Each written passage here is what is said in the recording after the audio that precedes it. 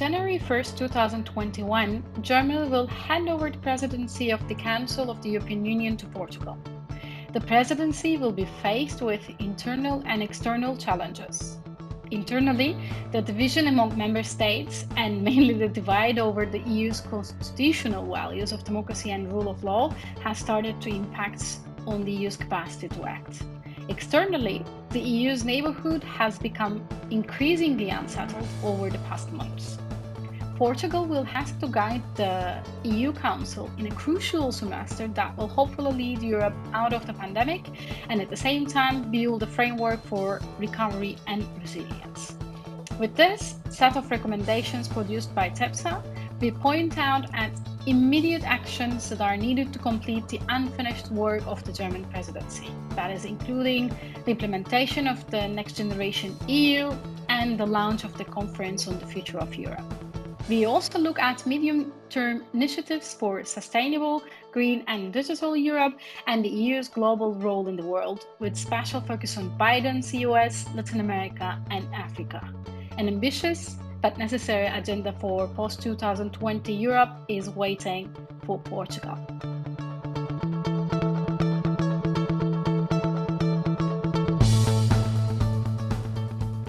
The Portuguese presidency starts with a big asset and a bigger challenge. The new Pact on Migration and Asylum, as a fully fledged strategic document proposed by the European Commission, is an asset. The challenge is how to make the new Pact a reality. 3 priority areas should lead the Portuguese presidency: reinventing inclusion through innovative policies at local level, talent partnership for post-pandemic reconstruction, migration and development nexus as an opportunity to reinvigorate the potential of the regions left behind. The new pact makes the transition from integration as being a primarily member state responsibility to a more ambitious European action plan on integration and inclusion. Local level, where governance meets the vital world, is a privileged one for reinventing inclusion. The post-pandemic reconstruction would require a solid pool of talent.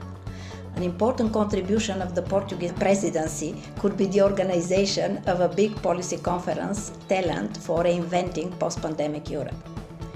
Europe has a regional heart, but there are many European regions that feel left behind or as places that do not matter. The migration development nexus could be enhanced as a key tool for the resilience and sustainability of regions. Portugal, as an example of solidarity and responsibility in migration policy, could substantially contribute to make the new pact a reality.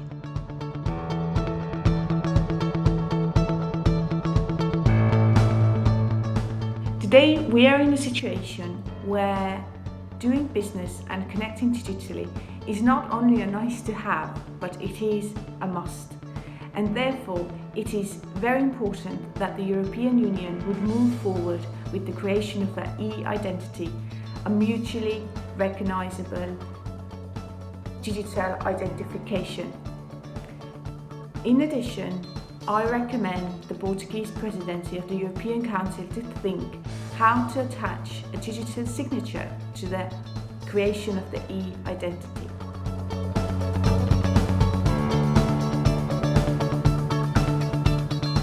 During the Portuguese semester, a new African Union-European Union strategy will be launched. In the coming months, the Portuguese Presidency should carefully prepare the summit, listening to the African needs and priorities, and contributing to building more balance in the partnership. For instance, the African Continental Free Trade Area is at the center of the partnership. African partners wish to do away with distorted trade patterns of African export to the EU that are largely made up of raw materials and commodities. The pandemic crisis has also shown the need to invest in effective and well-performing public sectors. Awareness that an effective public sector remains essential in building healthy, wealthy and fair society has emerged. The new African Union EU strategy should be accompanied by an implementation framework with a set of timelines and targets and a corresponding financial mechanism. Finally, the Presidency should change the approach shown by the document toward a comprehensive strategy with Africa and re-include a people-centered approach, as already asked by different African stakeholders.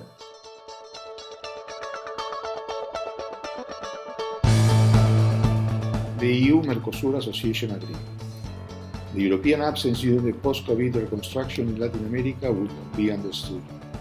Hence, the Portuguese Presidency will strengthen the regional relationship if it accelerates ratification. Rather than focusing on its cost to European interests, the emphasis should be on the cost of not ratifying it, which will be much higher. European investment in Latin America exceeds investment in China, India, and Russia put together. The treaty will facilitate the insertion of our companies into regional value chains. Lastly, it is important not to overlook the presence of China in Latin America and its increasing competition with Europe in trade, investment, and infrastructure constructions.